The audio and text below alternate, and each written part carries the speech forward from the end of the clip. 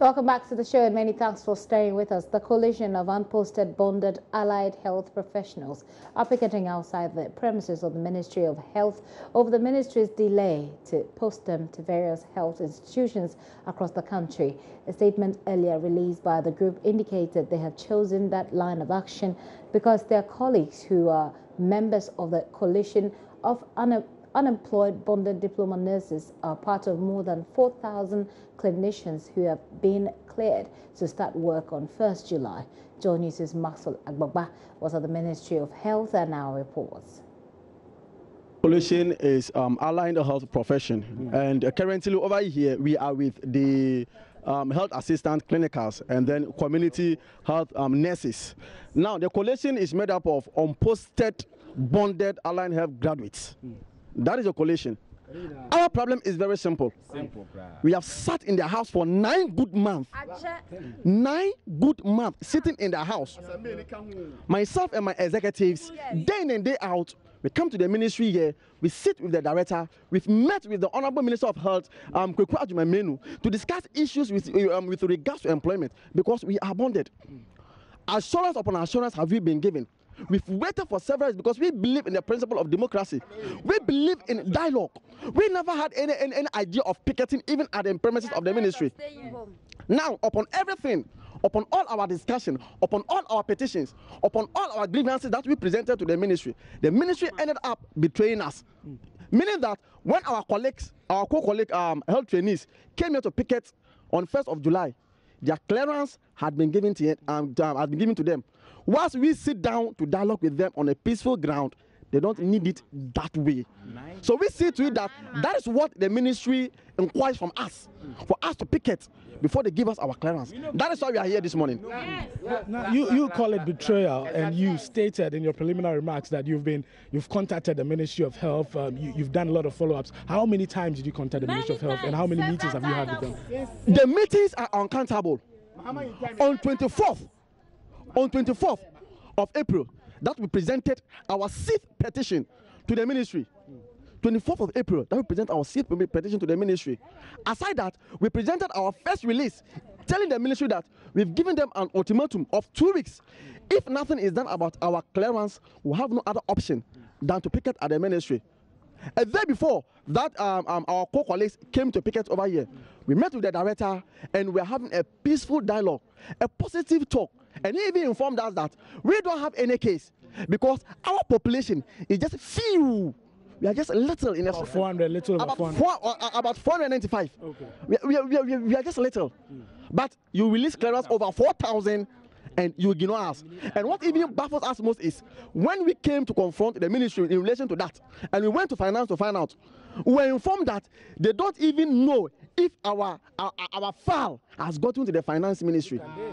We made an attempt to call the Honorable PRO of Health, the PRO, and when we were talking to him, the issue he told us was, the issue he informed us was because we are allied health professionals. So today we are here. We are not leaving an inch. We are going to stay until our clearance is given to us.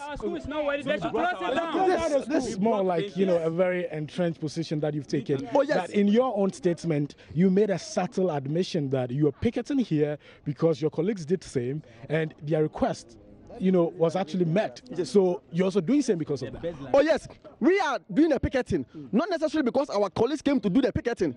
Because if it had been our intention to picket, we would have done that long ago.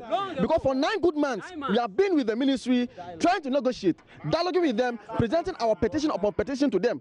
If it had ever been our intention to picket, we would have done it a long time ago. Our colleagues came here, and even the day they came here, we were with the director of the human resource, having a positive dialogue, a peaceful dialogue, and assurances were given unto us. But because they came to picket, over 4,000 has been released, and just our small population, we have been ignored. Are you ready to endure the harsh conditions here? Your colleagues who came here, some of them had to, sleep in the buckets of some parked vehicles here. Some of them had. Are you ready to do it? Yes. As we are here, you can hear from my people. We are here to fight for our rights. We are here to fight for what legally belongs to us because we are bonded. And until our clearance is released, because if the ministry can release over 4,000 clearance just within 2 weeks, Just within 2, just because a day some health trainees came to picket. Then we don't see any difficulty for they releasing 495 clearance in a single day. And until that is done, we are not leaving these premises. We are going to stay here. Nothing. I mean, nothing will cause us to leave these premises. But you'd agree with me that before you get onto the, public, sector payroll, some financial clearance needs to be done, and that's what the ministry has been talking about for for a very long time now, and you should understand that. We understand that situation perfectly. That is why when the first clearance was released in February, we were not included, though we were due, but they ignored us. Yes, we came to them as their children. You see, we came to them, we spoke with them. Today we are also here. We are going to picket. Nothing will cause us to leave these premises. And until our petition is met, until our clearance is given, nothing will cause us to leave these premises. We are here. We will sleep here. We will stay here because we are well prepared before we came here. So nothing is moving us. So in fact, you can see them with their bags. They came really prepared. Some of them came with their sponge, some of them with their towels, with their bags, with extra clothes, with their beddings, all of that here, and they are ready to sleep here until their demands are met. In fact, some of the ladies standing here actually came here with their daughters, with their sons, some of them as young as 2 years old.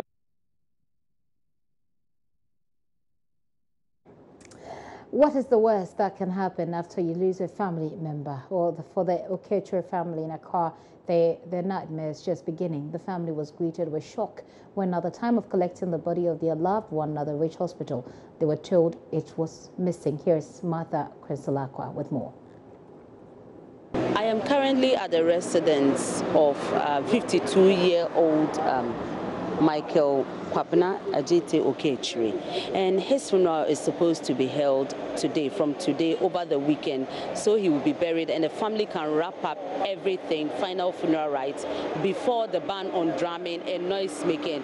But unfortunately, the situation has changed. I have been into the house and there is decoration and everything in place where the body will be laid in state is also ready, but there is no funeral today. And the reason is simple. It is because there is a mix-up at the mortuary and another family has buried this very man. So all you can see at the family house here at Atiko, it's pockets of conversation going on amongst friends, church members and family members, wondering what is going to happen. Another batch of the family members are at the Adabraka police station trying to get clearance so they can exhume the body and perhaps have the funeral before the ban on drumming and noise making. I have been told reliably that all the preparations that have been made already has gone wasted.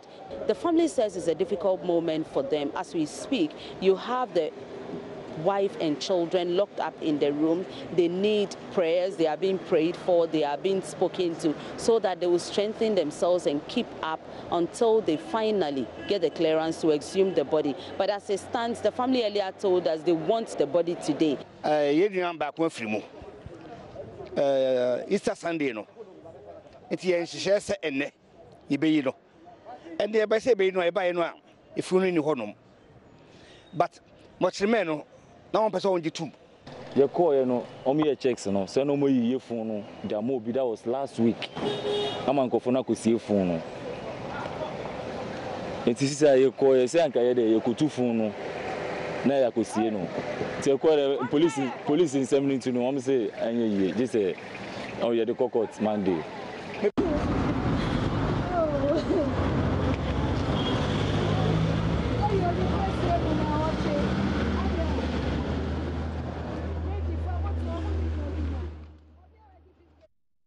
This is still The Pulse with me, Kitty and Dropia. Take another break. We'll be right back.